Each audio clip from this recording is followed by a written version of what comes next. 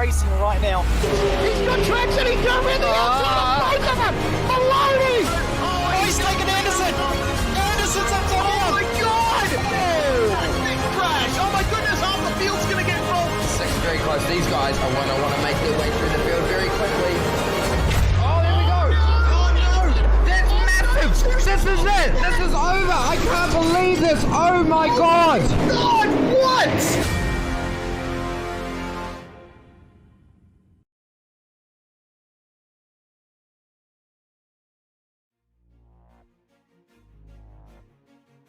Club Day Masters is the fender-banging touring car action series of the Australian sim community.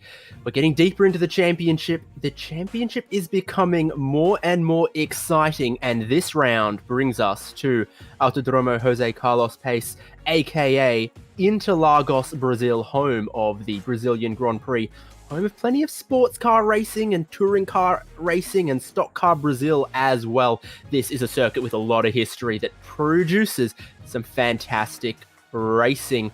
But today's racing is on iRacing with the Audi TCR. I'm David Haynes. I'm joined by Cam Dance. Jay Kennedy of SimSpeed is our producer today. Cam, 7 rounds, up to round 7 now, and this is what the championship looks like. Certainly does, and it's a little bit of a runaway happening for Jack Boyd at the moment, who's not quite, but almost an entire round clear of Aaron Oliver, who's just trailing by just under 200 points. But from there on back, it's extremely close, and it's anybody's guess as to who's going to end up finishing where in the championship with only a few rounds left, that's for sure. Yeah, look at that. Only 2 points between Aaron Oliver and Mario Vartanian for second. Only 2 points between Matthew Cardellone and Christopher Henn for fourth there. That one might not actually be as close as it looks on the point screen there, but yeah, nonetheless, you can see 5 wins for Boyd means he is deservedly in the lead of the championship. No one has won more races than him, and even with the reverse grid format, he's even gone on to clean sweep some of the rounds we have seen already. So undeniable that he's one of the front runners. But certainly there's been a couple of other drivers who've had their circuits, had their day, and been able to challenge him. It's qualifying, it looks like right now, for race 1. And then after race 1 comes a top 15 invert, which has made race 2 always very, very exciting. Cam, I've spoken a little bit about it, but let's take another look at Interlagos. Certainly, and obviously just on the border of Sao Paulo, not too far down the road from the city of Rio de Janeiro, and then obviously heading on down, and it's a little bit within the city itself, but just on the edges of it, and there is obviously a track of it 4.3 kilometers long, and the configuration we have now was created in 1999, very, very different compared to what it was in its early days and its prime days, but certainly it's provided some very, very good racing, that's for sure. Yeah, I mean, you kind of miss that old layout that really folded in on itself several times, but the new layout has been extant for quite a while, hosted a lot of World Championship level racing. And Cam, this is you doing a lap earlier. Yeah, it certainly is. It's me driving a race car virtually. So heading into turn 1 for the S and trying to use plenty of curb. You have to be very, very patient on the throttle as well on the way out of turn 2 before you head through turn 3, Curva de Sol, where you're trying to maximize as much road as you possibly can, and also trying to get back to maximum power as well before you head down the short little straight before you head down towards turns 4 and 5, Cerro de Lago, and it being right on the right hand side, using a little bit on the curb on the way into out there and running right out onto the exit curb, being careful not to get an off track there, and then running right out to the curb on the exit as well of it, turn 5 before you head up the hill, and then through Ferradura, the double right, where is it really possible to go side by side, but again, it's going to be very, very difficult in these front wheel drive cars, and being very patient on the throttle before you head into the infield section of turn 8, 9 and 10 and using all the curb you possibly can, trying to hug those insides so you can get the best possible run, and using all the track as well, and then heading up to Beca to Pato and being nice and high on the way in before ducking down and then straight back out as you would expect on a banked corner, and then heading it down to turn 11, using a little bit of curb on the left hand side, being patient on the throttle as well so you don't understeer off the track before heading up to Junsao to try and set yourself up for a very, very nice exit on the way up the hill towards the start finish straight. It's going to be very critical to get a run out of Junsao as well, with the fact that we've got that long straight towards the start finish line and turn 1 as well, and pretty much that is a lap of Interlagos. So it is short but sweet as far as Grand Prix tracks go. I think that'll make it just right for the Audi TCR cars that we've got. They're out on track qualifying right now, and they've used up more than half of the session already. Just a short, sharp 10-minute qualifying session with all cars on track. And when the timer runs out, the qualifying runs out. Ding, ding, that's that. We are done. Hard cut at the end of qualifying. So to find a slipstream up the long straight towards the start-finish line would be nice.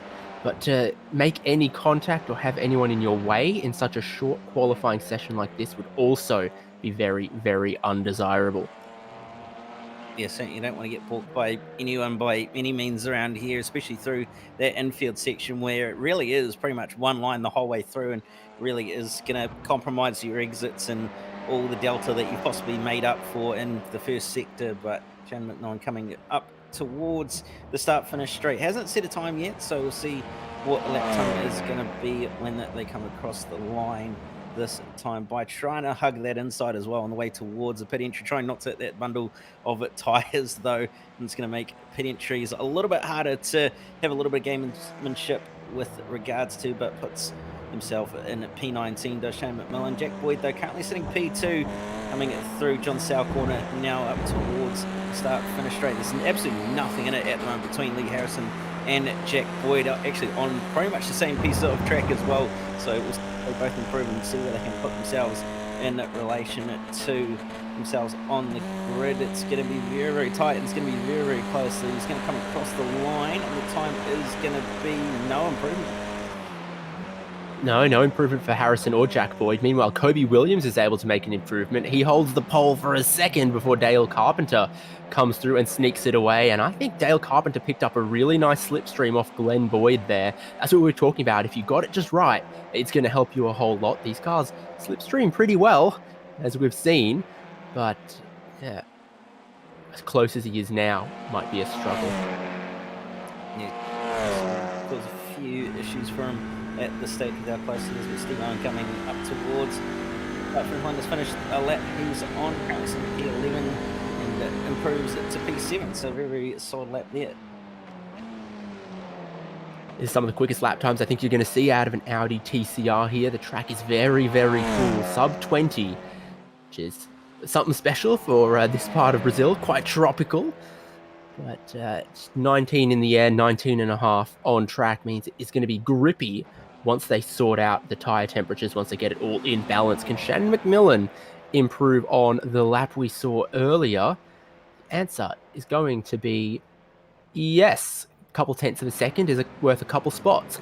Kobe Williams in second is going to use all of the track on the way through Junsao. Really got to open up the entry there, drivers.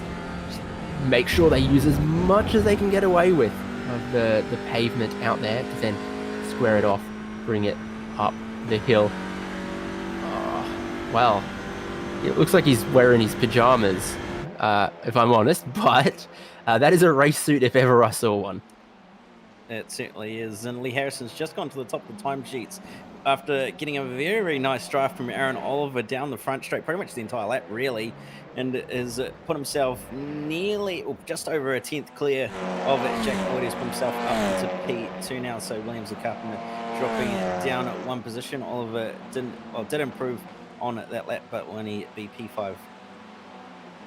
Only a minute left in qualifying. The drivers coming across the line right now are going to be finishing their last lap. They're not going to be able to squeeze in another one with the time remaining. Sam Lehman knows that. He's worked it out, and he's going to go park it, get ready for the race. Damien Cairns, meanwhile, 26th at the moment. We've got about 30 cars or so for this evening's racing. Yes, 30 exactly.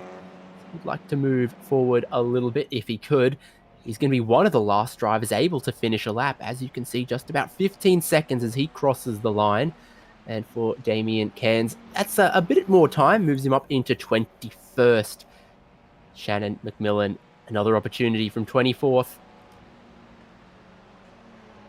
And it launches him up into 14th. So a good improvement lap after lap after lap for Shannon McMillan. And no one else is going to get the chance. That is qualifying. Club Day Masters at Interlagos. Let's get ready for race 1, 30 minutes with a compulsory pit stop and a random safety car happening somewhere in there as well. Let's look at how they are going to line up for the first of 2 races this evening. On the pole, Steve Owen, good time ahead of Lee Harrison. Jack Boyd and Dale Carpenter for the next row. Kobe Williams in 5th. Aaron Oliver in 6th. Lachlan Manif for 7th, Andrew Hobby in 8th, Caleb Hydes in 9th, and Mario Vartanian in 10th. Ivan Ventigiato just on the following row on row 6, Richard Brookfield and Shannon McMillan on row 7. Row 8, it's going to be Christopher Hen and Jack Charles, Tane Venables and Adam Sharp, Liam Caplice and Matthew Hansford Taylor going to round out the top 20. And then the last third of our grid is going to be in 21st, Sam Lehman, Damien Cairns in 22nd, then Hayden Jackson, Brady Buchanan, Nick Scariev starting back in 25th with Matthew McMillan, Darren Sharp, Greg Holmes, Philip Paradiso. The last driver with a qualifying time, Wade Reynolds, is without one. And keep an eye if we see him on the grid, see him taking the start. But it is going to be a standing start here in these cars. And you can see there's quite a bit of elevation here. The drivers up the front of the grid, Cam, they are facing uphill. Some of the drivers up the back, well, they got a bit of a ramp downhill. They're going to be very cautious to load the car against the handbrake. Well, yeah, and you're not going to want to roll forward or backward, that's for sure. And it's going to make starting especially hard for those on the front row. But green flag is in the year, and we're underway in a very, very solid start from the man on pole, Steve Owen. Yeah, indeed. Reasonable start from him. Lee Harrison's right with him. Jack Boyd from 3rd is going to try to swoop around the outside. The catch it was from about 5th or so that had a pretty horrible start. Through the center S we go, 2 wide, and that leads to plenty of contact. Andrew Hobby forcing his way through there. It causes a bit of a checkup in Curva de Sol. Already a little bit of damage on some of these cars. Here's Dale Carpenter in 9th. Having a look to the inside, there's no room there, so now he brings himself to the outside for turn 4. How much respect are they going to give the exit of the corner? None whatsoever, as a lot of drivers stream wide through the painted runoff. Up the front, Jack Boyd, championship leader, already looking to make moves early. Neil's launching it up the inside of Lee Harris, trying to hold around the outside, manages to just make it work, but not quite going to be able to hold around the outside. Or is he for the following corner, sticks his nose in and tries to keep alongside Jack Boyd, and he's going to keep it there the whole way, but Boyd's going to get the run out of the corner and on the way up to Piquet Passo, and is going to keep that position off Lee Harrison. So Harrison going to slot in behind, but it's been pretty clean start so far by the looks of it. Yep, Christopher Hen is door to door with, I think that would be Jack Childs in that one. Childs hanging around the outside still for another couple corners, but now he's going to look to cross back over under. Is that going to give him a good run up the hill? I think it will. Stuff from Jack Childs. I've seen many a drag race up the hill to the checkered flag here. I like when Gasly wins. Yes, Dog really does create quite the spectacle, but into the pit lane comes Aaron Oliver, and I think that was indeed as well Lee. So Few deciding to pit a little early and get it out of the way on lap 1. A little bit of side-by-side, door-to-door contact between Head and Childs, though, on the way through turn 1. The ILEC Mach 1 car is certainly trading a little bit of paint there, and certainly wouldn't know that they had traded paint with the fact that they're quite similar in livery, but certainly he's not going to let him get away as Christopher Hen, as he's going to continue to keep applying the pressure. He's going to look to the inside on the way down to turn number 4. Ducks to the outside after a little bit of a block, a little bit more contact between the two of them. And Hen's going to have to try and hold around the outside. He's going to be forced wide as a result. And now this is going to bring Glenn Boyd right into this. He's all over the back of Hen at the moment. He's going to look to the left, look to the right. Hen's going to go defensive. He's going to want to try and send it up the inside again, but not going to make it happen. We're going to have a lot of overlap to make it work coming up the hill through the double right-hander. Here is a place you can maybe catch someone unaware. And now Jack Childs, you can see, is driving in his mirrors, driving super defensively. He's way off the line you'd want to be. And Henny is doing well, but around the outside is a difficult place to hang through Beaker de Pato as again Jack Childs throws it in with a very little caution, and it causes maybe a little bit more contact as well. Glenn Boyd, though, come around the outside to pick off a position in that one. Robust defense from Jack Childs of 9th place. Very robust defense indeed. Now Brookfield all over in this battle as well, looking to try and size up Christopher Hen on the way up the front straight, and looking like Childs is looking to the pit lane. Yes, he is, as well as a whole bunch of others. Hydes, Carpenter, Hobby, and a few others deciding to pit this lap and get out of the carnage that is happening. But Hen's trying to hold off Glenn Boyd at the moment. Launches it up the inside, gets it done. And so going on just behind it as well. It's all going on, but certainly managing to make that work did Christopher Hen in the end. And Glenn Boyd going to come back at him, though, on the way down towards turn 4 and 5. He goes defensive, does Christopher Hen, but Boyd's going to find a gap that does exist. You get up the inside instead. Hen breaks very late, though, and managed to hold on to the position. Yeah, good stuff. Now it's going to leave Boyd a little vulnerable. And it's going to be Brookfield, I think, taking a dig at him. Quite a few drivers have pitted now, including some of the guys from up front. And Boyd and others. Here's Steve Owen, though, and that's how he got the lead back off Kobe Williams, but I don't think it lasted. Williams had a pretty weak launch off the line. I actually caught from the chopper cam, but he's come back strong. Now some of the other drivers in front of him have pitted. He's got his tyres up to temperature and he's moved up forward. He certainly has it forward, and Owen trying to find a way back on by Vartanian, who's trying to hold him off, trying to go defensive, and Owen's going to stick his nose up at the inside and get back along the side. Vartanian as they're going to draw alongside and drag race down towards turn 1. Nearly contact between the two of them. Owen decides to pit, though. Probably not the silliest idea, as well as Williams. So both of those drivers in it to the lane, as well as Manif. So a few more deciding to take to the lane, and that little battle pack as well that we saw just before, just inside the top 10, all deciding to come down onto the lane. So more drivers starting to get their pit stop out of the way so they don't get caught out by the safety car. Yeah, I loved Manif super attacking the pit entry there. It goes uphill right before the start of the pit limiter, so you can carry a lot of speed in there, get really deep on the brakes, and still woe it up to 70 kilometers an hour for the pit lane speed. The drivers who have pitted, though, this could be for the effective race lead. Lee Harrison, Jack Boyd, and keeping an eye on Kobe Williams and Manif making their pit exit down the inside of Curva de Sol. Williams is going to have that short run in the pit exit from Curva de Sol, but he's going to be slightly slower than Lee Harrison, who is going to get in front of him. Where is Williams going to slot back in front of Boyd? He's still down the inside of Boyd. This is going to effectively be the battle first, second, and third, and they're going to make a little bit of contact. Williams and Boyd well off the track. Manif wants in. Aaron Oliver is trying to keep his nose clean in it as well. Certainly a four-way car fight for the lead, and you have to remember that these guys have actually jumped Stephen Owen, who had a very long stop time, and he actually ended up getting tangled up in an incident on the way out of pit exit, but it's still going on between these two as Manif's going to try around at the outside of Boyd. Might just be able to do it. Oliver getting involved in this as well, not quite going to be close enough to stick the move though, but Manif managing to get that job done on Jack Boyd, but Boyd's coming back at him? No, he's not.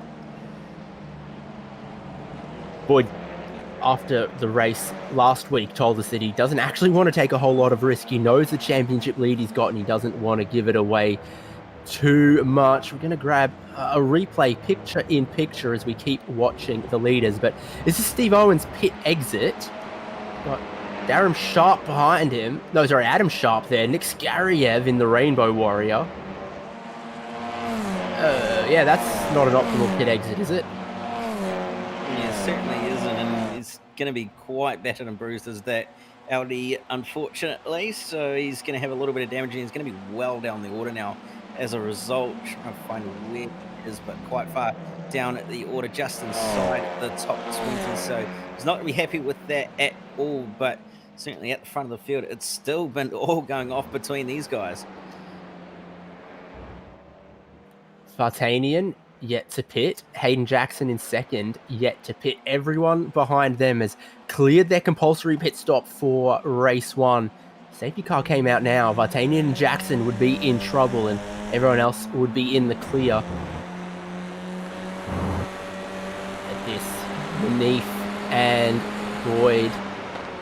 Neef doing a very, very good job to keep Boyd behind, considering the pace that we know Boyd has had at all sorts of tracks all season long. Yeah, certainly is. It's a very, very good pace at every single track that we've gone to, but he's trying to find a way on by Manith still, but just not quite able to do it this time. He's going to look to the outside at Depica Tapato, but not quite, again, going to make it happen. Just going to sit station. Probably not the silliest move to do at this stage, especially with the points gap that he's got and the fact that he knows that his championship rival is just on his tail, but nearly going to be a little bit of contact between himself and Manif there, but should have the run this time by on the way up to turn 1. This is a incident a bit deeper in the pack, looking at Ivan Vantagiato. He's got one of the Islet cars and then Jack Childs in front of him.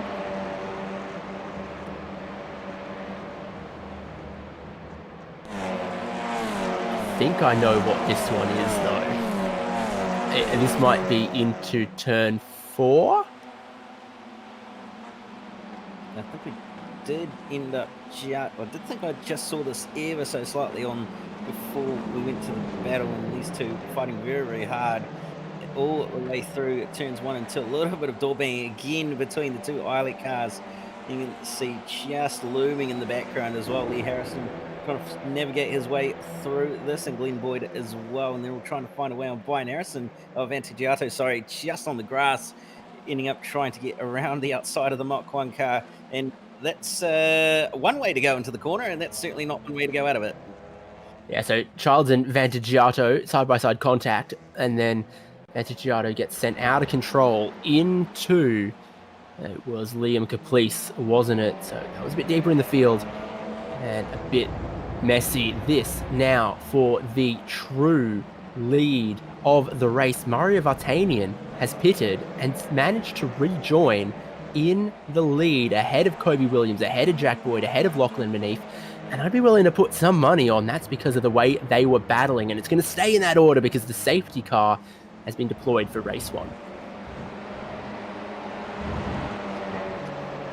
Very short stop for Vartanian as well, so possibly trying to counter the safety car lapse in the amount of time that he's going to be out there behind the safety car as well, but we'll have to wait and see what happens and whether he's going to end up running out of fuel, but certainly very, very short stop compared to everybody else.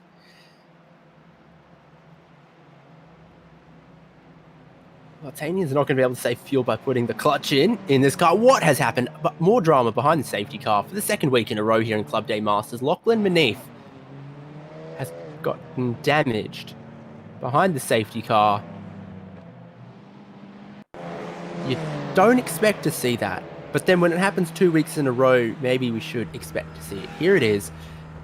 They're coming in towards turn 1, where you'd expect the field to start checking up for the safety car.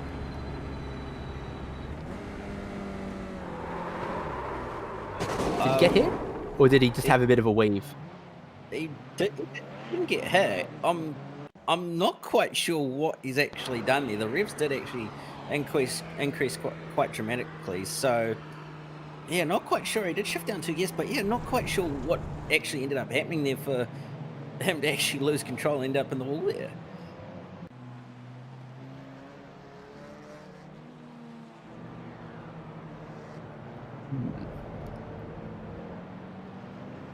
I'm listening into a bit of driver radio at the moment.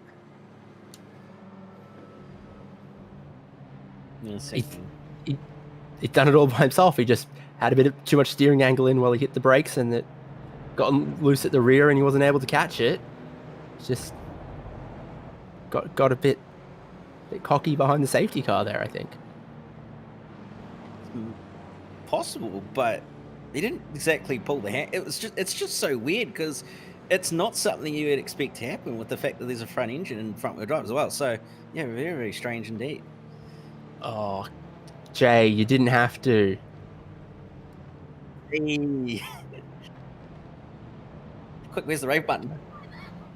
The recovery vehicles are very, very eager to get into action if needed here at Interlagos.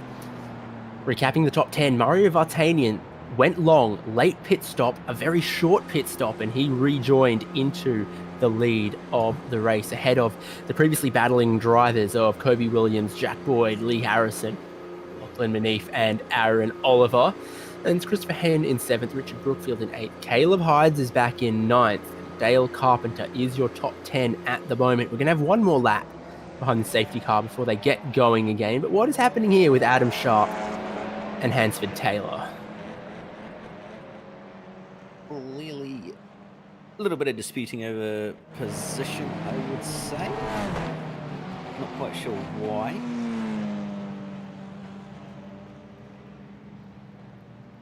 Let's take this great opportunity to have the DRS replay.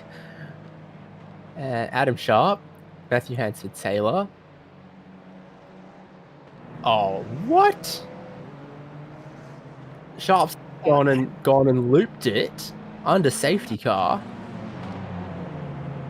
Everyone can keep it on the road at racing speed, but the moment we back it up a little, no one knows what to do.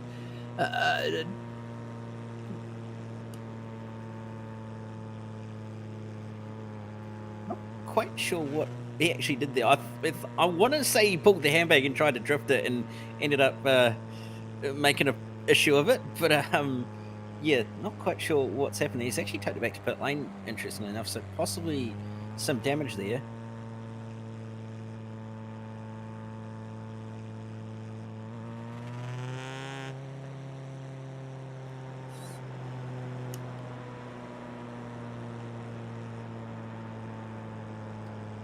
This is our top 2.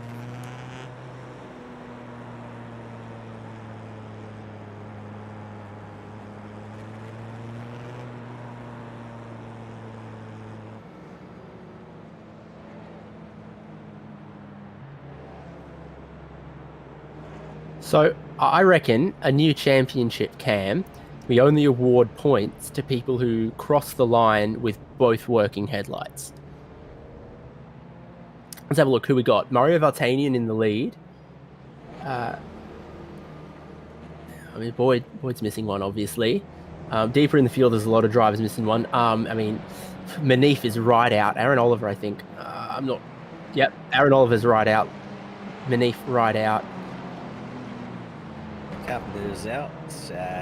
Childs, Venables. A few more. Stephen Owen, obviously. Reynolds. I think that's about it. Sam Lehman is taking his wave around because we are about to get back racing. When we get to the top of the hill, the safety car pulls in. We're going to have about 13 minutes, maybe 9 laps of racing to hand out the points and the goodie bags from race 1. And we get top 15 invert from the result of this race to decide the grid for race 2. Mario Vartanian is backing them up, and backing them up. He's doing about... What's he doing? 40 k's an hour? Well, pace car's in. And now Mario Vartanian is going to go, but he really, really, really slowed up the whole field, and he takes us to the green flag restart. We've seen a little bit of gamesmanship on some of the restarts, but that took it to another level, it must be said. It is going to stretch the field out as we come towards the restart here, and there's a bit of side-by-side in the pack. Andrew Hobby's going to try to come around the outside. They almost fan out 3 wide through the center S here as well. Andrew Hobby now to the inside behind Glenn Boyd, and I think he's going to get that position as the driver he's battling with. gets all 4 off the paved stuff. Venables off onto the grass, and unfortunately going to lose a position to Liam Caplice as well. He's going to look to the outside of Hobby on the way down to turn 4, and he's barely going to be able to hold it there, but in the end he's going to have to give it the place away to Hobby, but he's going to try to come back at him on the way up towards turn 6. Looking left, looking right, he's going to look to the inside. This time by brakes as late as he can, but not quite able to get the nose up alongside. No, Hobby still did well there. Venables dives and causes a bit of contact as well. At the top of the hill, but front wheel drive cars, everyone manages to, well, gas it, and she's right, mate. That's one of the beauties of these cars, is the fact that they are front wheel drive, so they are able to be very easily saved, but it's on for the lead at the moment between Harrison, Boyd, Williams, and Vartanian. And Vartanian's having to go defensive against Williams, who's trying to hold around the outside. Jack Boyd's looking left and right. He can't go anywhere. He's going to give Vartanian a bump draft on the way down the front straight. Harrison is going to join in on this as well. Nearly 3 wide. They're going to be 2 by 2 on the way down at the front straight. Who wants to push who? Who wants who to win? But Jack Boyd's going to be on the inside with Lee Harrison, and going to have Williams and Vartanian on the outside. This move over nearly all coming together and being 3 wide. Boyd's going to look to the outside. Williams to the outside. Vartanian crossed up on the way mid-corner. Barely going to hold on to the car. Boyd's going to try hold it around the outside. Gets it a second.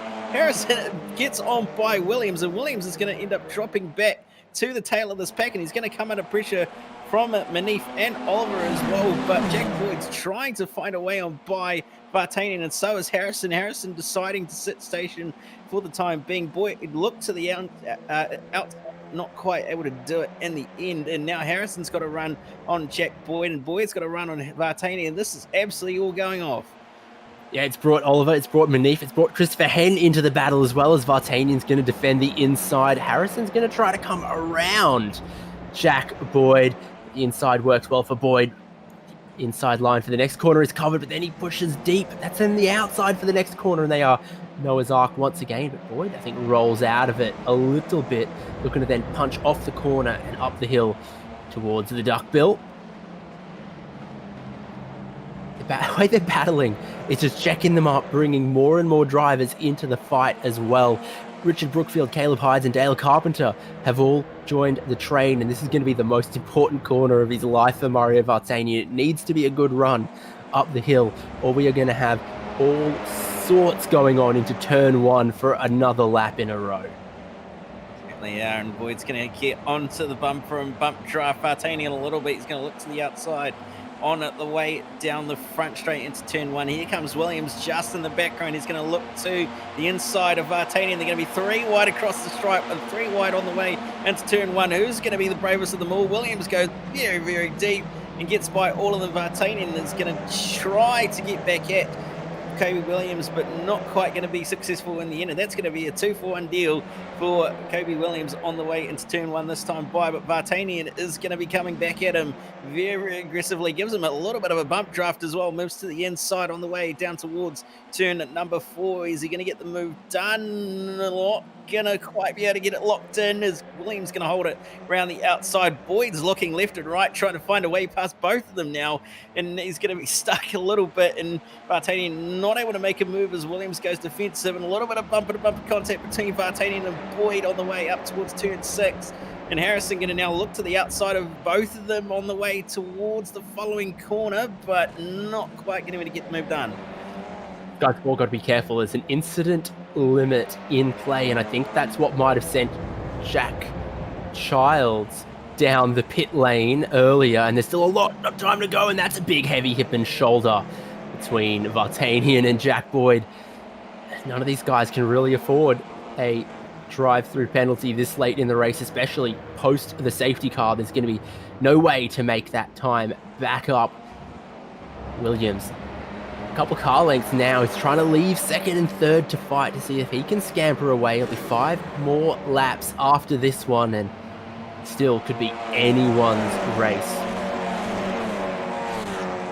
Anyone's race, and the fact that there's a few at the front who are only a few 4Xs away from getting a drive through really is going to prove the fact that you're not going to want to get any sort of penalty at this stage, especially if you're up there and fighting for points. But this stage, top 3 stay the same on the way into turn 1, the top 4 really. But Jack Boyd looking very, very hungry on the tail of Mario Vartani. Harrison's looking very, very hungry and looming in the background, as well as they head down towards turn 4. Once again, Vartani going to go defensive. Boyd going to be stuck on the outside as they head towards turn 4, and Vartanian's just going to be able to hold on to this, but Boyd does the switch over on him and gets back underneath. Nearly contact between the two of them on the way through the following corner, heading up to turn 6. Boyd's going to be on the outside. He's going to have some work to do if he wants to try and get the position off Vartanian. Is he going to be able to hold it around the outside?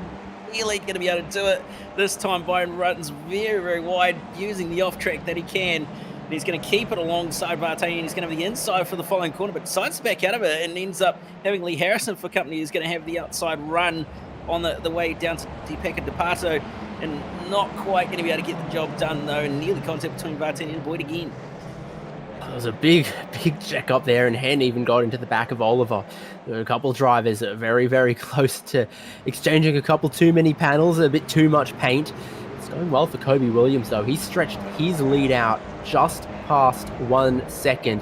That makes Mario Vartanian even more vulnerable to Jack Boyd, and in turn to Lee Harrison, who gets the double toe on them, and you can see the kind of speed he gets to carry when he follows all in a line. It's kind of move that Williams had that took him from 3rd to 1st is utilizing that double toe, and they're going to fan out 3 wide again, and Vartanian comes across quite aggressively there, it must be said, to try to cover off Jack Boyd, who didn't have a whole lot of places to go, and that's a bump, that's quite heavy contact. Jack Boyd to Mario Vartanian. Now Harrison looking which way he's going to go. Aaron Oliver trying to keep it clean. Christopher Hen with his headlights intact, I think being one of the most sensible of everyone amongst the top battle pack. As Harrison looks up the inside of Boyd. Boyd runs wide again. He's got to be close to a penalty at this stage with how many off tracks and how many contacts he's had. Aaron Oliver now coming under pressure from Christopher Hen just in the background as well, but decides to think better of it, does Hen, but it's very, very tight at the front of the field. And we have to remember that Vartanian could be a little bit short on fuel as well, possibly, but certainly it's going to be a very, very close finish, and anybody's guess as to who's going to end up taking a podium at this stage with how close it is and what could possibly unfold. 2 drivers already have had to serve a drive-through for exceeding the incident limit. Oh, Vartanian pushes wide. Jack Boyd wants to come across and close it, but there's not room there. It makes a bit of contact. But Boyd is up into 2nd. Now Vartanian almost has a little bit of contact with Lee Harrison there. This is a time to have a cool head on your shoulders, because there'll be quite a few drivers around who are going to have a drive-through. Mario Vartanian's picked one up, and I think most of it is his own fault.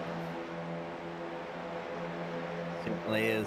Vartanian has a drive-through, so if he has fuel issues, that drive-through is just even made it worse now because of the fact that he's got to get through pit lane, and he's going to drop well down the order as a result. So he's going to be very, very unhappy with that. It sounds like he is over the radio to race control, but certainly going to be trying to find a way on by is Lee Harrison. Boyd's checked out a little bit. Williams is really checked out from this little battle pack from the fact they've just been battling so hard. Harrison pokes the nose out, but not going to be getting the move done anytime soon.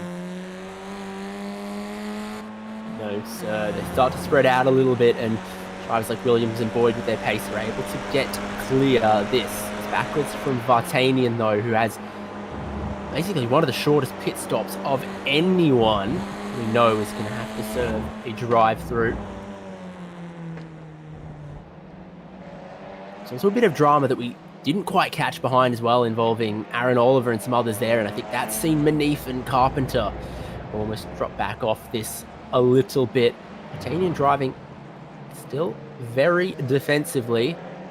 Lee Harrison has just a couple little connection gremlins there.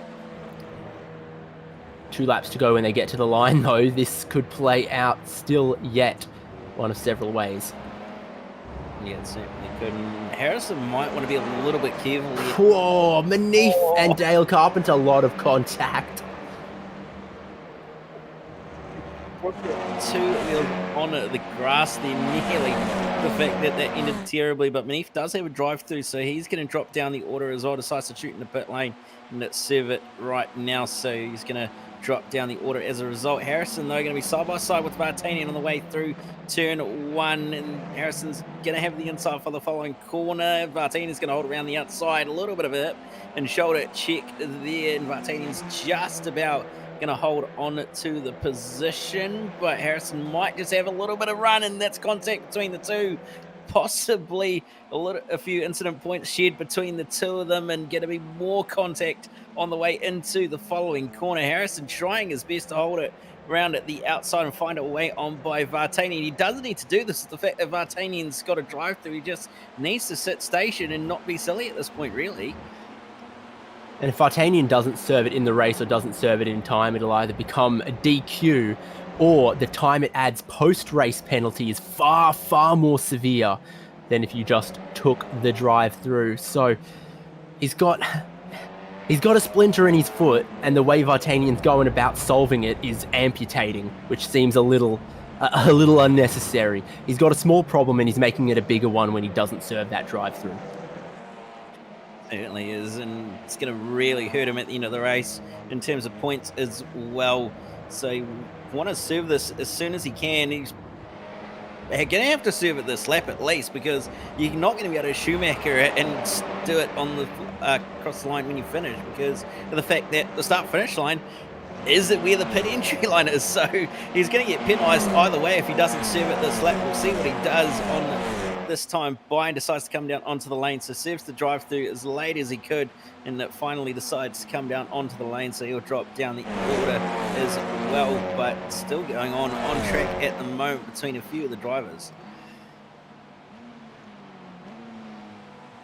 Yeah, so Kobe Williams, your leader, has started the last lap. There are battles aplenty all around, including a very beleaguered Steve Owen. Shannon McMillan, gone for a bit of a trip. He still thinks he's on the old circuit on that one. Here's where Vartanian is going to rejoin, right around there. Skariev, Owen, and others amongst this battle. And now Vartanian still on with a chance for top 10, having served that drive-through. It's a very quick pit lane here. You get to cut part of turn 3. It's a short pit lane with a high speed limit. So serving it, getting it done quickly is the best order of business, as Glenn Boyd and Richard Brookfield now going to battle over 6th and 7th on the final lap. Jack Boyd's been catching Kobe Williams for the lead, but I just don't think it is going to be enough, because Williams can run the last couple sectors his own way and pick up the coveted David Haynes both headlights working trophy. The final corner for him, and he just needs to make sure he's got enough fuel to get from here to the line at the top of the hill, and you imagine he will, and he'll be able to take a race win in Club Day Masters. But Jack Boyd for second is going to do all he needs to keep his championship lead alive. Williams is happy with the win though, and he uses those headlights just to make sure I pick up that he deserves the trophy, and he's the winner of race 1. Jack Boyd for second, and Lee Harrison at the moment to round out the podium. Bit of a drag race of 4th and 5th. Looks like Dale Carpenter picked Aaron Oliver on that one. It certainly did look like that was the case in the end. We'll get a Virtual Racing School replay of it, that finish though, and you can see Oliver was nearly close enough to have actually set it up to get the run in the end, but on the way up the hill that gap was closing, but it just wasn't quite in the end, and it was a very, very big tussle as they came across the line. As he went defensive, it did Carpenter swerved right across to try and block Aaron Oliver, and it seemed to work a little bit in his favour, and in the end he managed to get the position off him. There you go. They'll do anything for those positions inside the top 5. Dale Carpenter does finish ahead of Aaron Oliver. Only one driver left to take the checkered flag, and when he does, the service will lock in the results, because I wonder if there's anyone out there who had a drive-through over their head and didn't serve it. We saw that happen in previous rounds. drivers who exceeded the incident limit on the last lap and then ended up with a penalty. Stephen Owen got one, I think. But anyway, this is what it looks like. Toby Williams for the win, Jack Boyd in second, and Lee Harrison on the podium. No debate about that one. And then Aaron Oliver, Dale Carpenter, Aaron Oliver, Glenn Boyd, Richard Brookfield, Christopher Henn, Liam Caplice, and Steve Owen. We're going to go over the page to Mario Bartani, Brady Buchanan, and that Nick Scarry, Lachlan Manif, Shannon McMillan around out the top 15, Wade Reynolds, Hayne Jackson, Jack Childs, Evan Kant, and Ivan Vantagiato rounding out the top 20. And then Matthew McMillan, Greg Holmes, Philip Paradiso, Matthew Hansford Taylor, one of the drivers out to serve a drive-through, Andrew Hobby, Sam Lehman, Caleb Hides, Darren Sharp, Adam Sharp, and Tane Venables, all retirements or several laps down in that race one. But remember, top 15 invert from those results sets the grid for race 2. So congratulations to our winner. You now start back in 15th. Congratulations to our 15th place getter. You now have the pole for race 2, which is a couple minutes away, and we will take a little break, step aside, and come back in not too long with race 2 at Interlagos for Club Day Masters on SimSpeed TV.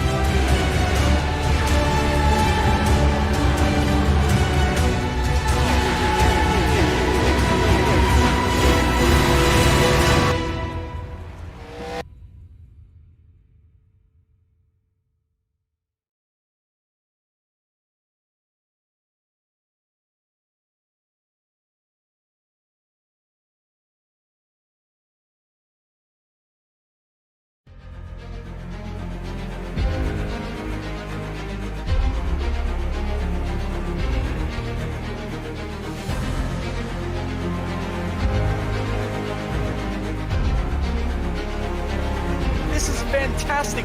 This is GT racing right now. He's got traction. He's got rid of the outside. Both of them. Maloney. Oh, he's taken Anderson. Anderson's up top. Oh my God. Oh, big crash. Oh my goodness. Half the field's going to get rolled. Second very close. These guys are want to make their way through the field very quickly. Oh, here we go. Oh no. That's massive. This is it. This is over. I can't believe this. Oh my God. God, what?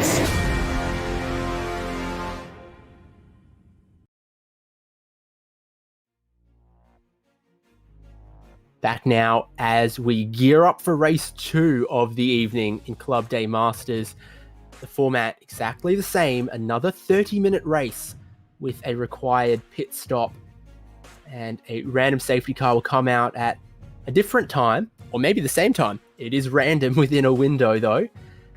The key difference, though, of course, Cam, is that reverse grid.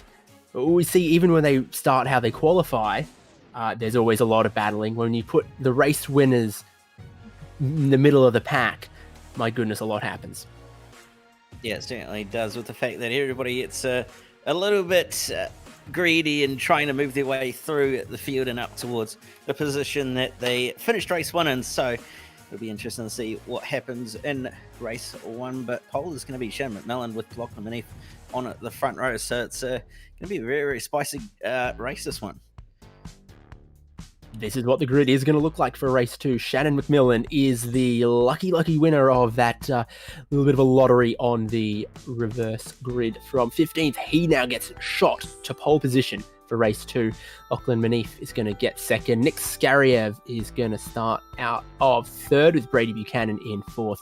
Mario Vartanian in fifth. Steve Owen in sixth. And Liam Caplice in seventh. Christopher Henn gets 8th place, Richard Brookfield 9th, and Glenn Boyd, for his work in race 1, gets given 10th place in the grid for race 2.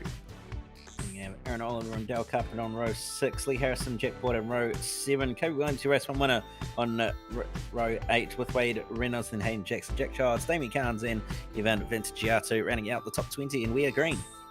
Yeah, exactly. We are. All the drivers are gridded up, and they've gotten the thing underway quite rapidly, and it's been a good jump from Lachlan Manif up the front, but already a little bit of contact. Oh, and already a lot more contact. That's Hobby.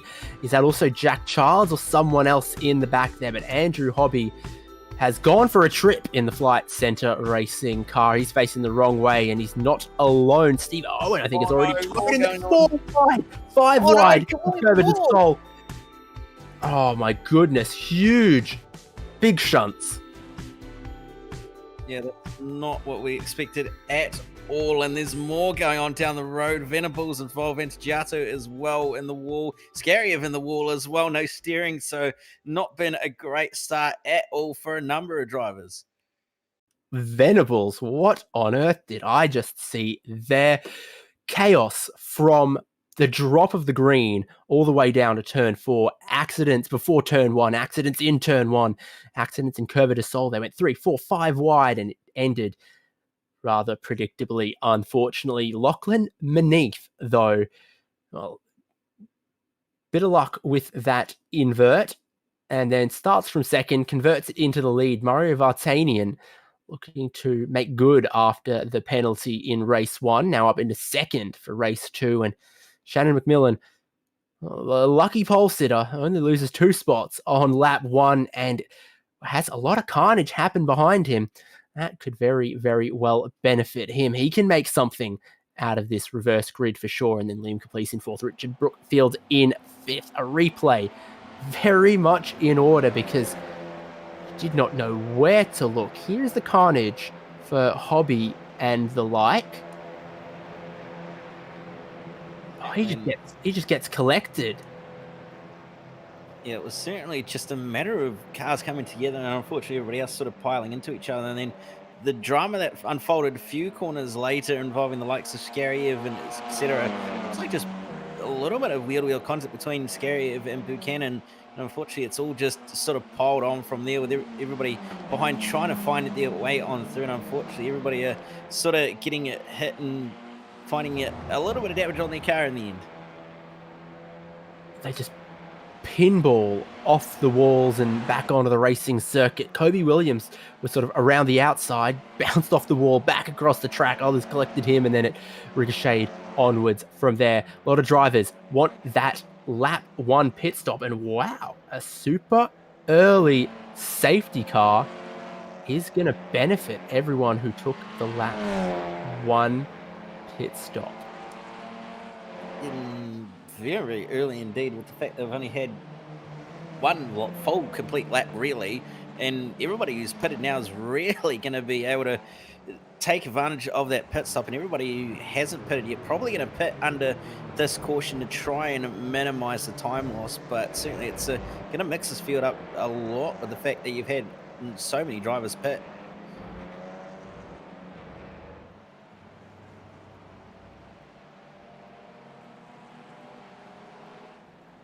So Beneath hasn't pitted.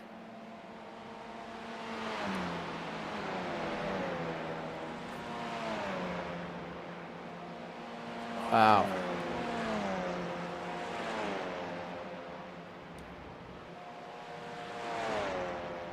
By the iRacing rules, normally pit entry is closed right now and will open at the end of this lap.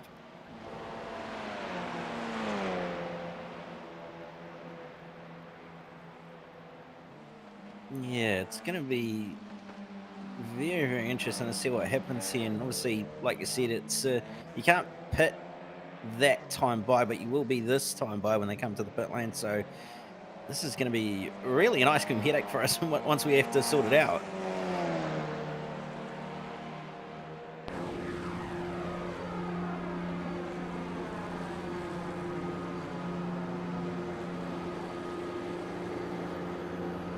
So this is your Porsche 911 GT3 safety car, which is what we had last week as well. What happened to mixing it up?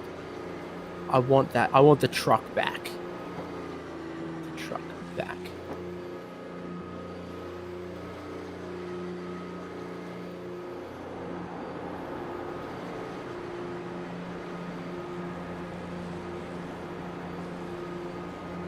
Well, so top 10. Manif, Vartanian, Caplice, Brookfield, Carpenter, Boyd, Jackson, Sharp, and Greg Holmes have yet to pit. From 11th on back, I think everyone has pitted. So Jack Boyd, leader of the cars that have pitted. He's got Aaron Oliver and Lee Harrison with him. Got to imagine everyone in front of Jack Boyd with enough brain cells to bounce off each other in their skull is going to pit under this safety car and join the back of the pack. And it's going to see Boyd to the lead of the race. Some might opt to stay out, but that'd just see them lose even more time once we go green. Yeah, it certainly would lose a lot of time. You'd basically end up putting yourself at the back of the field, really, if you didn't do it at this point. But we'll see what happens, and if anybody decides to pit this time. But apparently there will be wave rounds as well, so a few people going to get waved around, and hence why the field is checking up quite severely.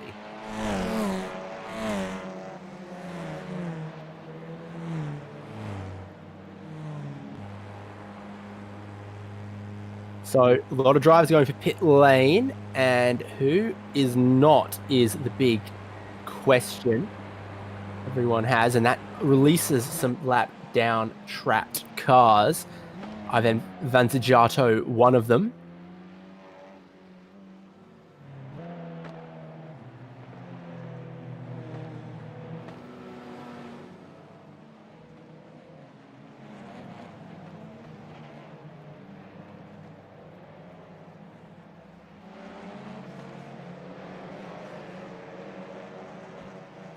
This has been interesting. Some very, very quick pit stops.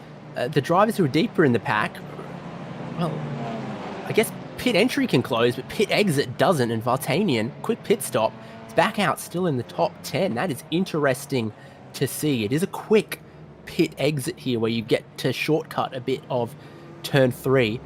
So that is a very, very interesting one. Oh, is he being told to let a couple of them by, though? He might. I wonder where that... There's always a line somewhere at pit exit that defines, you know, who's ahead, who slots in what order, and Vartanian might have pushed past it a little bit and now given a couple spots back, but he's being shown in 12th, now having made his pit stop. It's certainly mixing this order up quite a bit, and looks like Vartanian is going to keep P12 by the looks of it, so not going to really lose out too much in the end. But the short pit stop does make a little bit of sense with the fact that it is lap 4 and we've been under safety car for a little bit, so probably not as much fuel to put in.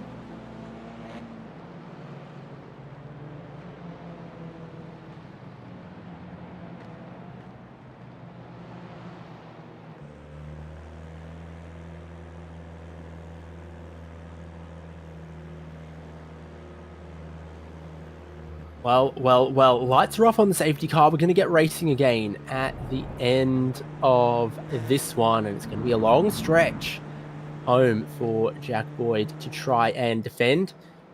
He's done plenty of restarts from behind the safety car, though. I don't think he's going to back them up quite as hard as some others. Getting the old wave around Matthew McMillan, I think it is going to get the Sam Lehman treatment from race 1. He's going to scuttle on away and be helped a little bit by the fact that Jack Boyd's going to start backing them up real slow pace.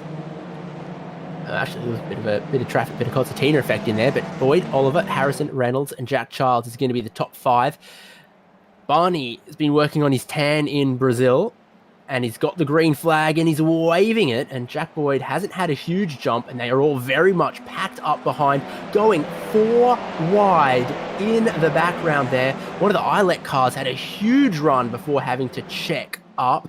But I think all the passes were done after the start-finish line, and it's going to be fair for the one with the red accents on it. And Christopher Henn, I think, who has made a lot of hay on the race restart.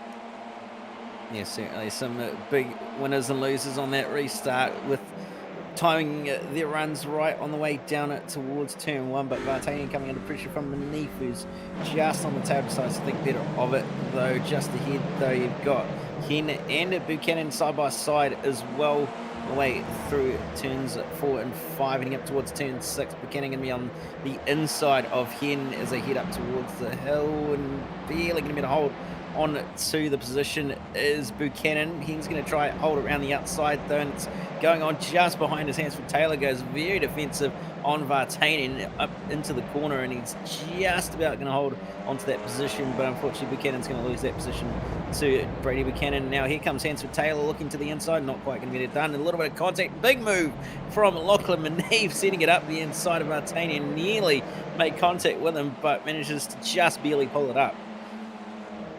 Yeah, Manip looking for all that was available, but realizing it's too early to damage a car, too early to throw away too many incident points, but he's going to have another try, and that's going to be a little bit of a dooring then heading up the hill.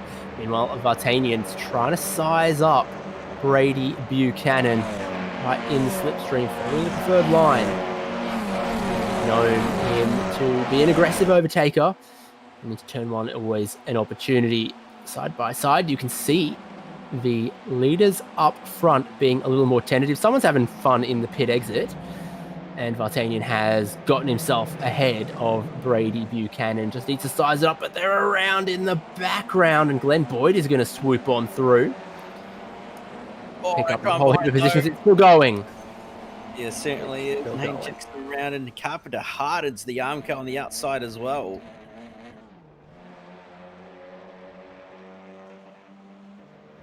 Well, here we go. Your top 3, Boyd, Oliver, Harrison, all now breaking away as hell breaks loose behind them.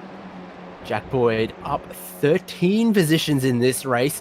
Oliver up 9 and Lee Harrison up 10. So pitting early and getting the safety car has been very, very beneficial for these top 3. Replay going to be some of that carnage in the center S.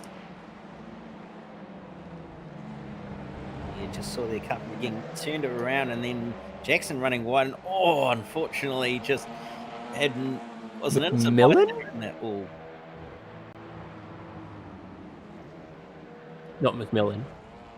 Hayden Jackson. Okay, pushing wide in turn 2, coming across the grass, and then spearing back in turn 3. That unfortunately caused a bit of that damage. 10 laps to go when they cross the line.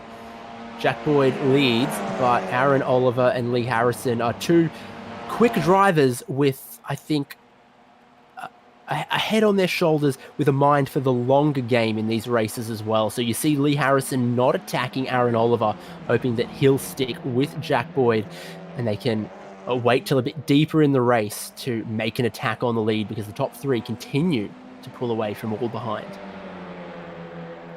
They do continue to pull away from everybody else behind, and Jack Childs just kind of in no man's land at the moment, trying to catch up to these guys ahead of them. And then we'll see, got that battle pack of Vartanian, Henn and Manif, and Manif's looking for a move as well as Hen on Vartanian. He's going to try and get it around the outside, not quite going to be able to do it. It was a little bit of bumper-to-bumper contact between Vartanian and Hen. Nearly could have been worse.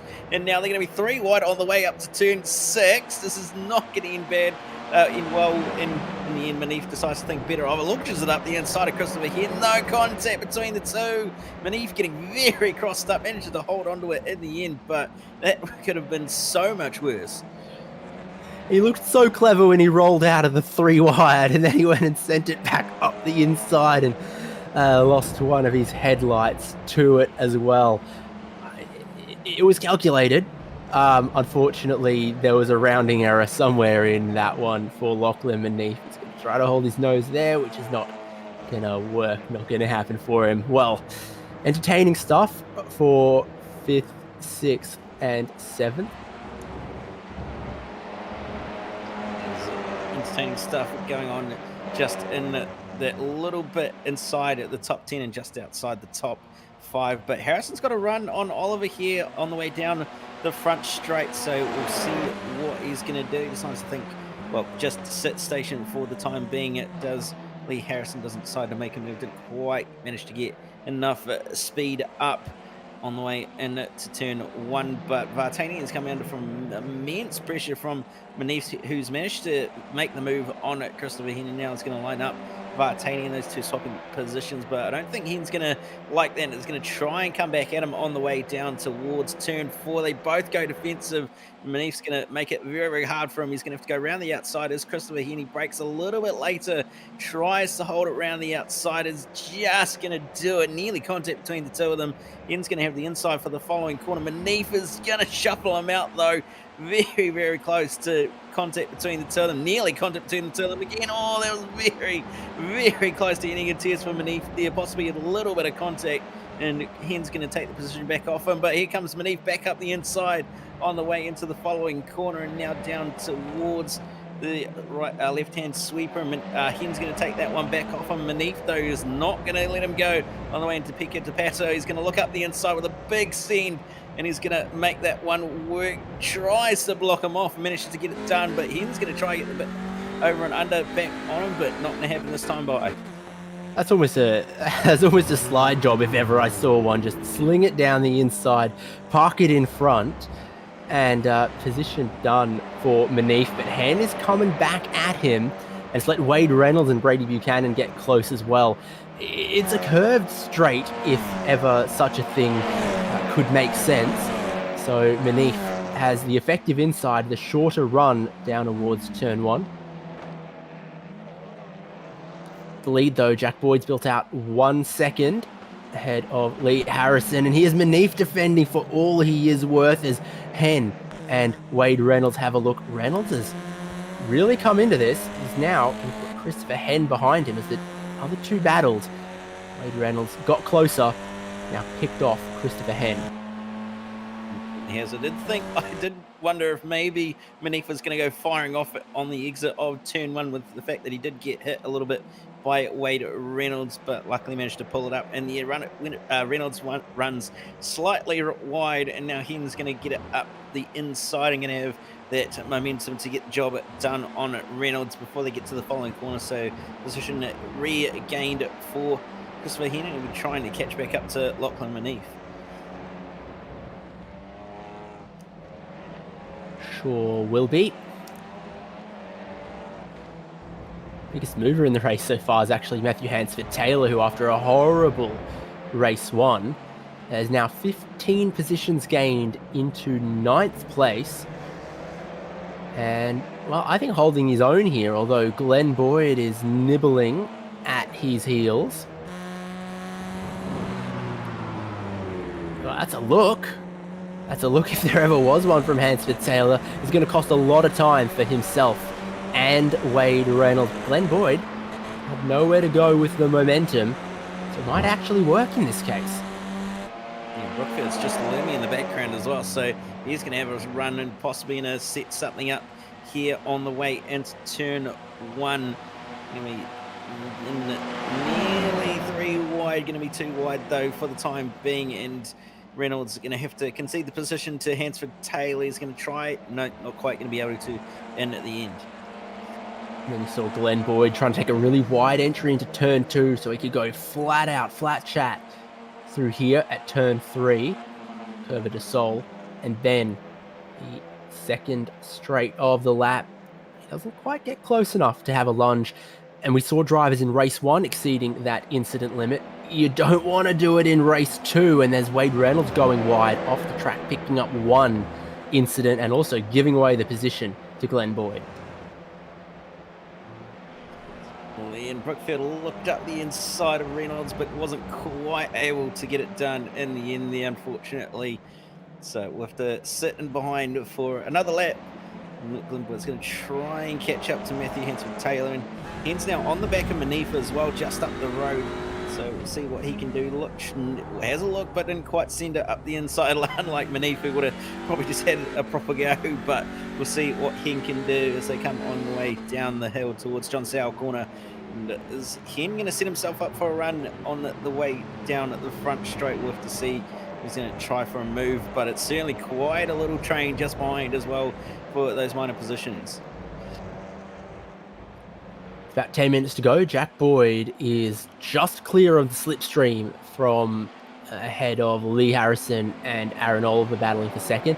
Jack Childs, Mario Vartanian, 4th and 5th, have a bit of clean air to themselves.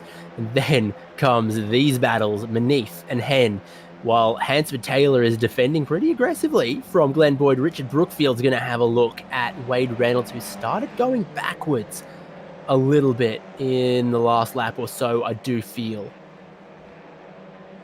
He certainly has started to go in the opposite direction of where he probably wants to be going in these last few laps. But Jack Boyd has actually checked out a little bit from those few in that top 3. He's actually spread out a little bit. So starting to... Manif outbreaks himself, has a slide and pushes super wide there and is going to give away 6th place to Christopher Hen.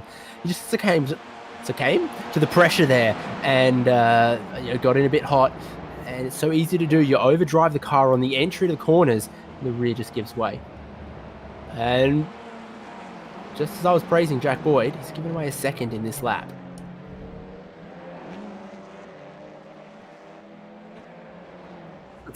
Thought, are they maybe short on fuel with the fact that they had to pit so early? But yeah, they've lost a lot of time in that last half of a lap just through that infield. We'll see what the lap time is this time by, but certainly they've closed right back up in the end as a result.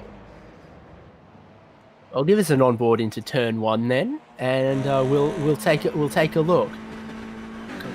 You got one where I can see the shift lights, right? Oh, here we go. Yeah, this will do it. 6th gear approaching turn 1. Is there any hint of a coast? No, not really. No apparent fuel saving going on for Jack Boyd at least, but it's going to be interesting to see what happens come at the end of this race. It was a 43.6 last time by for Boyd, a 42.7 for Lee Harrison. A little bit of pack that's going on just behind them is doing the likes of 43s and Martini doing 42. So yeah, very, very odd that the fact that he's dropped pace massively in that last half a lap. Must have been a little mistake somewhere. Surely just driving it in a little hot, but it gave away all of the advantage he'd built. Now Lee Harrison is right back to picking up the slipstream.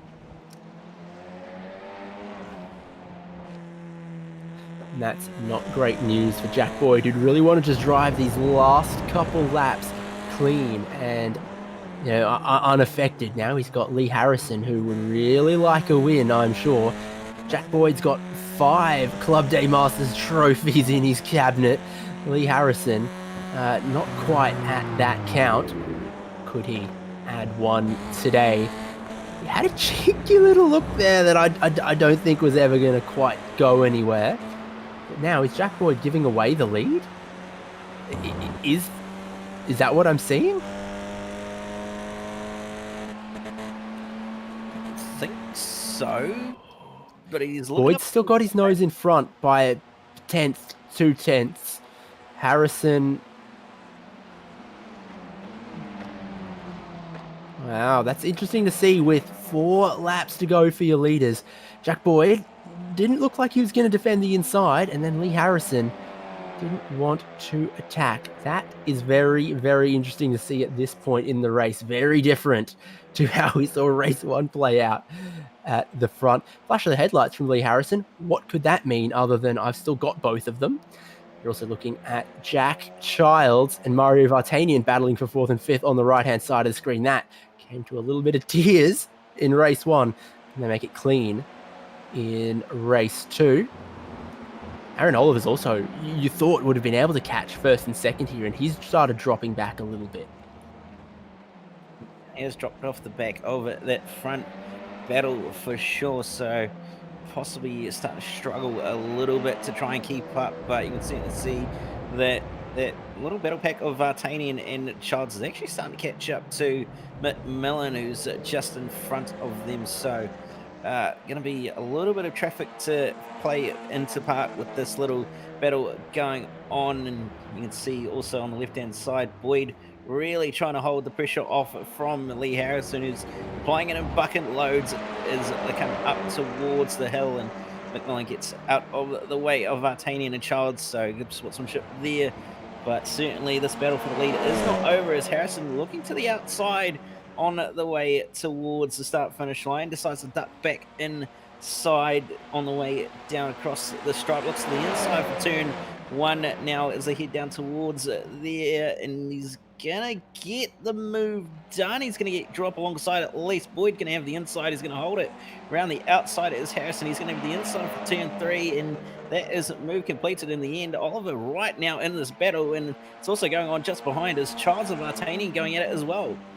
Yeah, as for 1st and 2nd, a carbon copy for 4th and 5th, it seemed, through the center S's and Curva de Sol, but at the lead, around the outside comes Jack Boyd to try and grab it back, and suddenly Aaron Oliver is right back in the picture. Got the carbon copy again, going picture in picture between Childs and Vartanian. Jack Boyd's going to hold the lead with the inside for Ferradura, though, which also then becomes the inside to the following hairpin. It's probably where you want to be, but don't tell Lee Harrison that. He's bombing it around the outside to then try to hold the inside. They make him work for it is Boyd, and Harrison's certainly making Boyd work for it, and Oliver's just chilling in the background waiting for something to go on, but it's certainly still going on for 6th and 7th and on back, is that they're still going side by side. You got Brookfield and Hansford Taylor going side by side. Brookfield's up the inside, let's get the position off him. Boyd currently leads this little train here with Mini hot on his tail, and certainly absolutely nothing in it between them. Absolutely not. Once again, though, Boyd up high, coming back onto the pit straight. Aaron Oliver can pick and choose. He's going to have one hell of a run at these two. Harrison to the inside.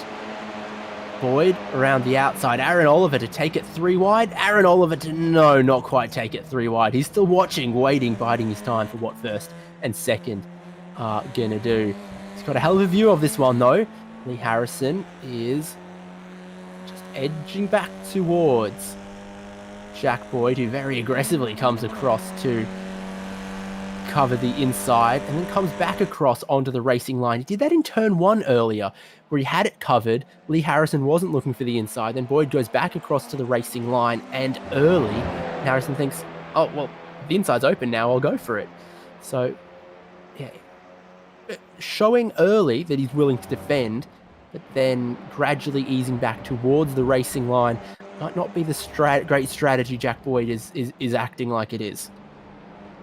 Yeah, certainly a little bit of gamesmanship going on between those top 3, and who knows what's going to come of this battle on the run to the start-finish line. I do have to wonder if they're kind of playing with each other a little bit, trying to set the run up and trying not to be the car that's going to be leading on the last lap, but certainly we'll have to wait and see what happens, as this might be the white flag this time by, possibly not. It's going to be close. We'll have to My wait. numbers say it will be. They've been doing 1 minute 45. That gives them about 10 seconds to get from here to the start-finish line. Pretty sure Barney has got the white flag ready, but is he going to unfurl it and wave it? Yeah, I think that will be the case now, because we are about a minute 40, minute 39, minute 38, minute 37, which is 5 seconds under the best lap we've seen in this race so far, and it goes off an average. So that will be the start of the final lap, and Jack Boyd will know it, and he's defending from Harrison best he can. Aaron Oliver, though, will have worked out what he wants to do on this final lap, but his options are probably running very, very slim. It's not decided in this crazy battle. 7th, 8th, 9th and 10th just swap as Matthew Hansford-Taylor gets back into 9th place and pushes Richard Brookfield back into 10th. For Jack Boyd, though, with a couple car lengths ahead of Lee Harrison, just needs to defend, block every corner to the end, because the only way he could reasonably be passed between now and the end of the race is a Hail Mary into Junsao, probably. And even then, that wouldn't be the most ideal place to do it, because then you open the door for Aaron Oliver to just sweep on by on the way down towards the start-finish straight. This is going to be interesting to see what happens, because of the fact that the draft is so strong and you've got so much of it. So whether Boyd just decides to concede the win, and that's a mistake from Boyd, whether that was intentional or not, I don't know, but that's allowed Harrison to go to the lead of the race. Oliver looked to the outside of Boyd, and that's going to mean that Harrison's going to be leading on the way towards the start-finish line. Boyd brakes late as he can and goes a little bit shallow as well, so that's going to compromise the exit. But this is probably the quote-unquote mistake we were waiting for from Jack Boyd. It's going to be drag race to the line between the two of them, and he's going to go defensive as Lee Harrison, and Jack Boyd's going to have to go the long way around towards the start-finish line. 3 wide to the line. Who's it going to be? There's absolutely nothing in it between them, and Jack Boyd is barely going to take the win by absolutely nothing.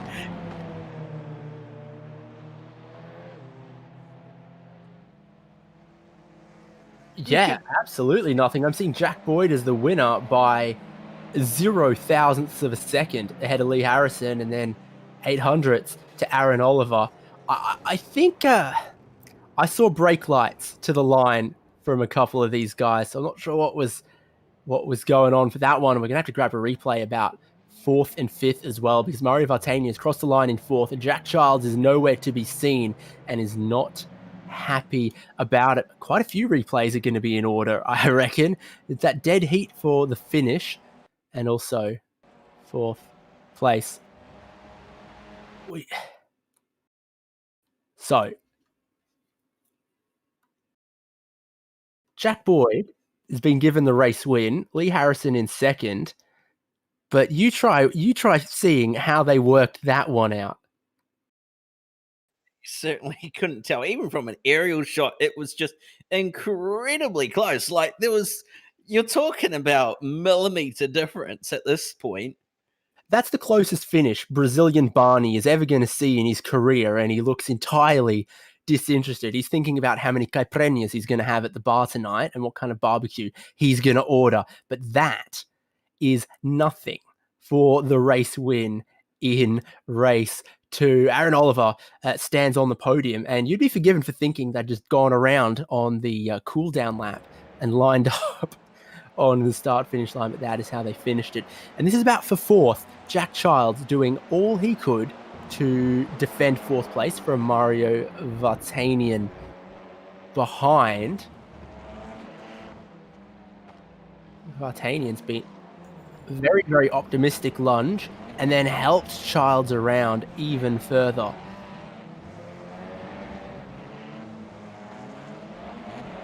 Gone well for Childs, and I'm pretty sure that contact actually exceeded the incident limit for Vartanian as well, because he's now disappeared from 4th once the results have been formalized. Incredible suspension damage car, crabbing something fierce for Jack Childs, and all of it for naught, because Mario Vartanian isn't even going to finish in 4th place. 2 races, 2 drive-through penalties for Mario Vartanian. Let's have a look at the results, though, now the penalties have trickled through.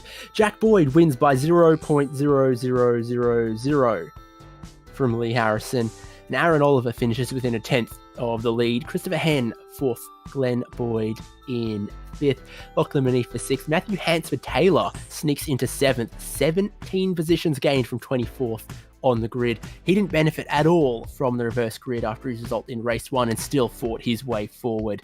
Richard Brookfield in 8th, Wade Reynolds in 9th. Liam Caplice rounds out our top 10.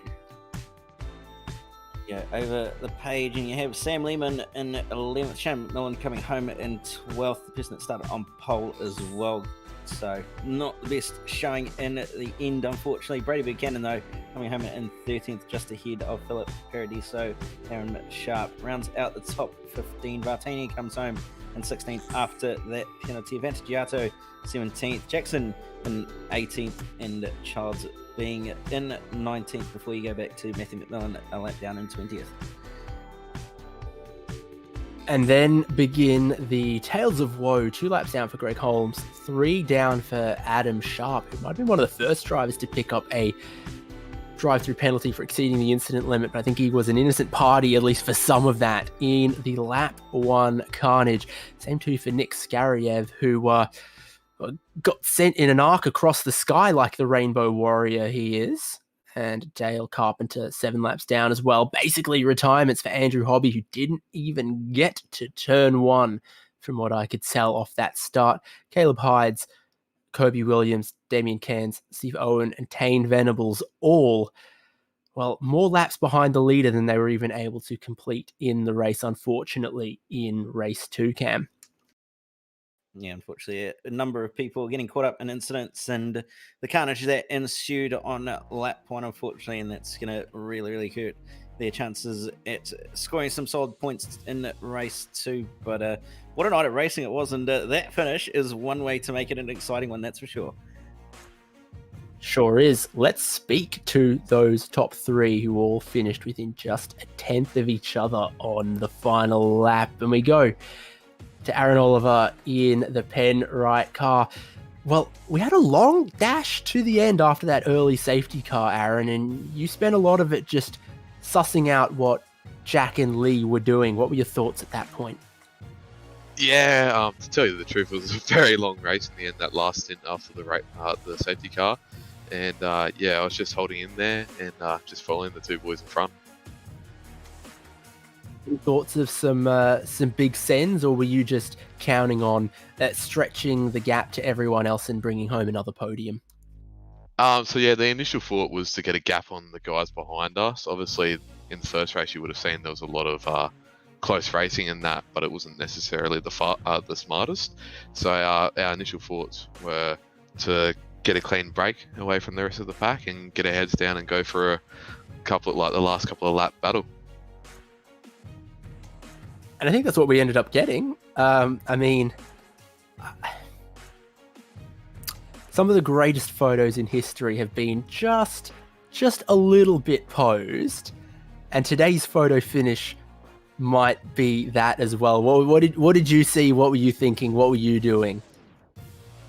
Well, to tell you the truth, I had a brilliant run coming onto the front straight, and I saw that there's a line on the outside, and I just kept the car there, and we somehow happened to cross within 0.08 of a second over the line. And certainly the way the point structure works in Club Day Masters, good, reliable finishes are very much rewarded when it's 100 points for the win, 98 points for second, 96 points for third. You really want to avoid a DNF and really want to make sure you finish every race you can, and you did that today. Who do you want to thank? Well, first of all, I want to thank the sponsors. You know, you got Penrite Oil, Burgess Paint and Panel, Revolution Race Gear, MB World and Engineering Co., Repco, and yeah, you guys for the stream. Cheers, boys. A delight. Hopefully we'll see you next week, Aaron. Yeah, cheers, boys. Beautiful. Third place in race 2 and also picking up some good points across the round as a whole. Second in race 2, though, and if he could have found 1,000th of a second, he would have been the winner. But Lee Harrison is with Cam Dance. Yeah, it certainly was an absolute cracker of a race in that second one, but you certainly have to be pretty happy with that result in the end to come away with a very nice points result. Yeah, look, it's been probably one of our better rounds consistency-wise. I think we finished third in the first race and then second there in that feature race. So, definitely banked some points. I think, Jack's runaway leader in the championship, so now it's a battle for see if we can snag second place here in the championship. And talking of the championship, it's starting to get down to crunch time, and the fact that points really are starting to become a little bit of a thing that you really do consistently to score. At this point, are you trying to take more of a conservative approach and just consistently score points, or are you just trying to go for glory and try to score as many as you possibly can?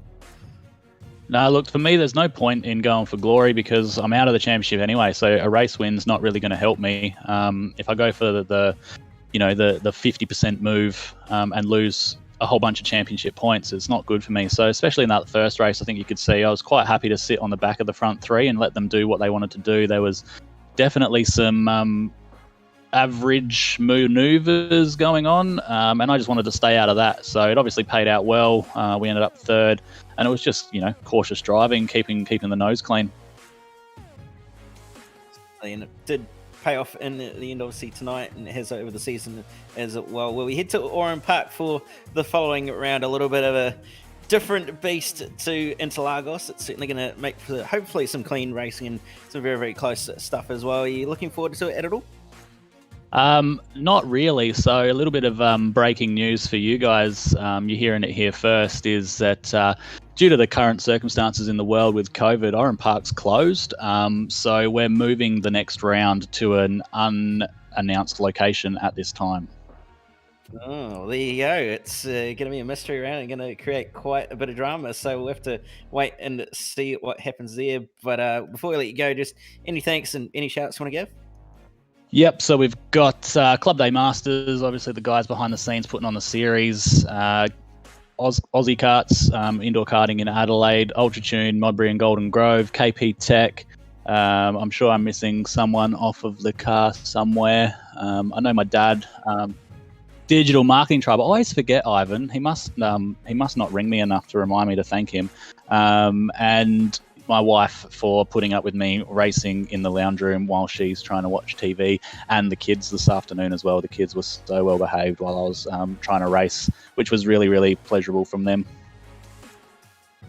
Well, very much best of luck for the following rounds and the rest of the championship as well, Lee. Well, believe you are standing by with your race winner and pretty much round winner of tonight. Yeah, indeed. Second place in race 1, winner in race 2. I think we'll probably do that for the man who was already our championship leader coming into this one. Jack Boyd, what about that race 2? Because that was different to a lot we've seen so far. A very early safety car that you were a little bit of the beneficiary of. Then a clean drive from the end, not without a little bit of a look in the mirrors at Lee and Aaron.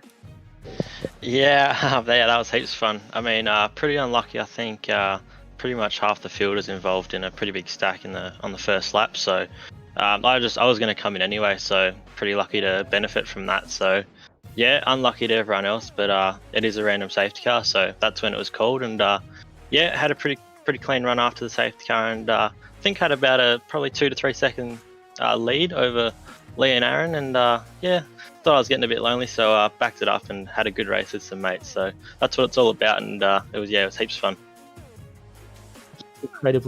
Incredibly close finish there. I saw a tap of the brake lights or two here and there.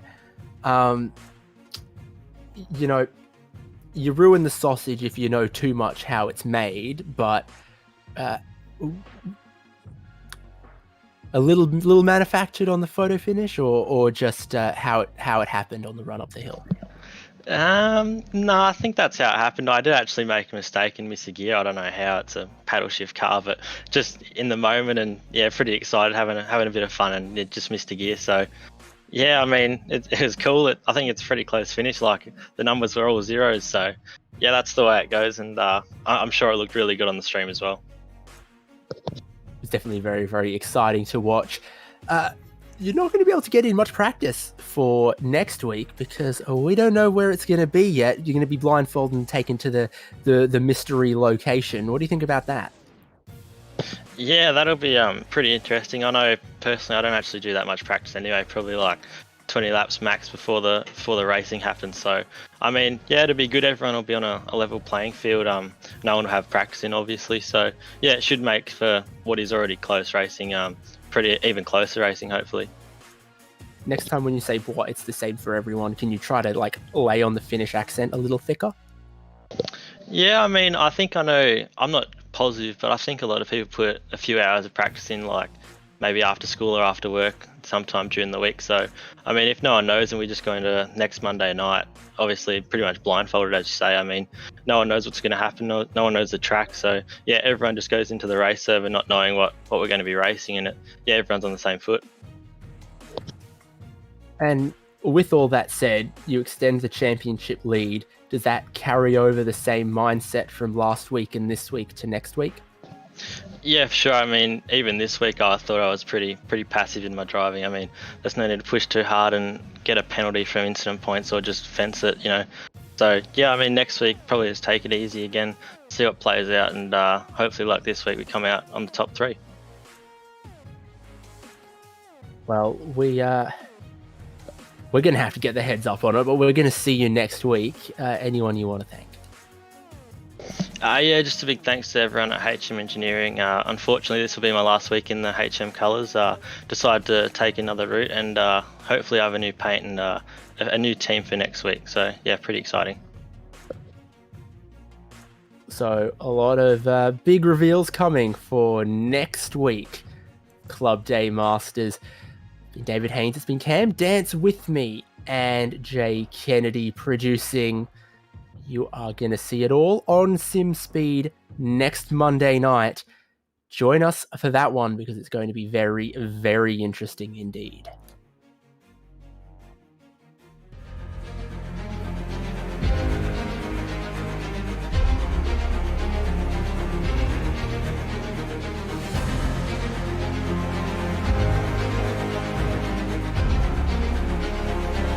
This is fantastic. This is GT racing right now. He's got traction. He's got rid of the outside of both of them. Maloney. Oh, he's taking Anderson. Anderson's up top. Oh my God! Big crash! Oh my goodness! Half the field's gonna get rolled. Second very close. These guys I want to make their way through the field very quickly. Oh, there we go. Oh no, that's massive. This is it. This is over. I can't believe this. Oh my God. God, what?